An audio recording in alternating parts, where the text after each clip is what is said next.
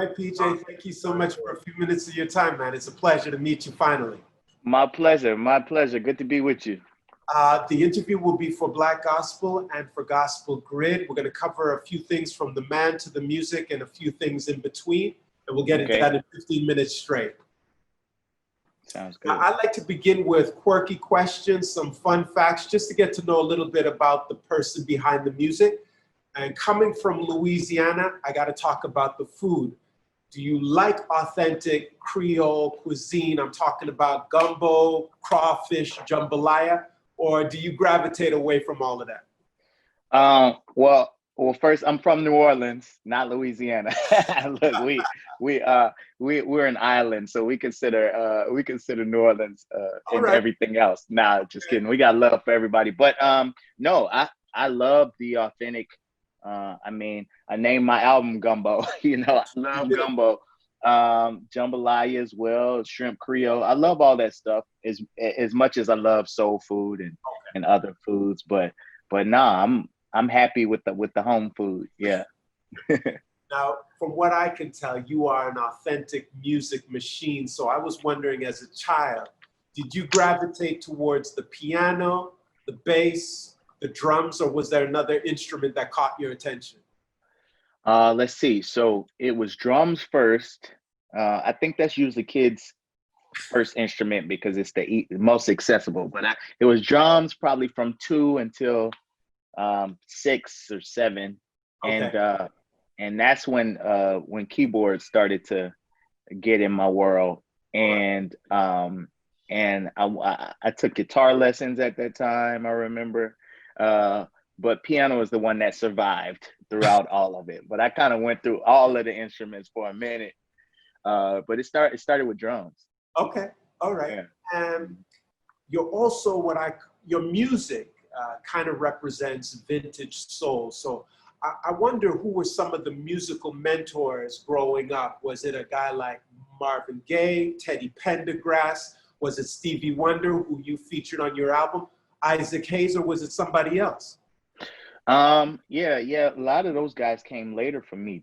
Teddy P came later. I wasn't an adult till I got into Teddy Pendergrass. But yeah, it was Stevie Wonder. Like heavily. It was Donny Hathaway. It was Al Green because he would be on those lines of gospel and then R&B. So I think I was drawn to that at a young age. That's one of the first concerts I remember. My parents took me to it. He had a white suit, and I remember he was handing out roses. That's all I remember. But so Al was there, and Al Green actually gave me a quote from my book that I wrote some years ago. It was Aretha Franklin was in the house, and also artists that people probably don't hear as as obviously, but like the Beatles and James Taylor were huge influences, especially on my songwriting. Yeah. Now, as you have said, you are from New Orleans. So have you jumped back on the bandwagon with Zion Williams coming to the Pelicans, or are you still have another favorite team in the NBA? Whoa, bandwagon. Nah, I'm literally Pelicans day one. I'm a literal day one. I got to be here for the day one days. We when we were the Hornets in that weird little stage, I wasn't quite on board yet. I didn't grow up having a favorite basketball team because we didn't have a basketball team. I'm a diehard Saints fan. But I just used to straddle. So when I moved to LA for a while, me and my kids kind of became Lakers fans. But when the Pelicans decided to start fresh, where it wasn't a continuation, because I grew up, the Hornets was Charlotte when I was growing up, Larry Jackson and those guys, but when it became the Pelicans, I was like, okay, day one, I'm riding, I'm loyal. So now I've been on even before Zion. Good. Yeah. Now we're going to talk about the music, the gospel according to PJ. I've heard it. I love what I hear. I recognize several songs. I love the collaboration that you brought to the team. Some incredible voices, but I got to start with the obvious question. You you started playing music from the age of 2. You recorded, from what I see, your best known, well, one of your first best known albums in 2005. It's 15 years later. Why did it take 15 years to release a gospel album? Well, I just, I felt like my purpose was elsewhere. The world I grew up, people were taking care of gospel music. I think gospel music has, was in good hands for me. And it didn't really take this long.